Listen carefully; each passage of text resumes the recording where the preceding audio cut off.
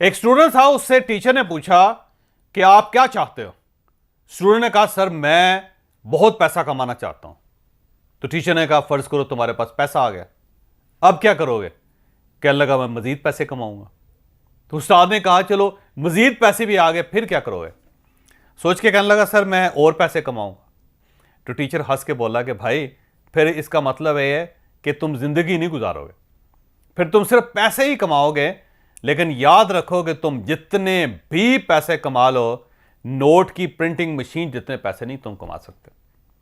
जो प्रिंटिंग मशीनें हैं जो नोट छापती हैं, वो पूरी दुनिया के अमीर लोग मिल के भी उनका मुकाबला नहीं कर सकते, क्योंकि वो तो मेटल की मशीन है, धड़ाधड़ नोट नोट नोट अंबार लगा देगी नोटों का, और सारे लोग मिल के भी उस एक मशीन का मुकाबला नहीं कर सकते। लिहाजा जिंदगी का पर्पस कुछ और है, ये याद रखें।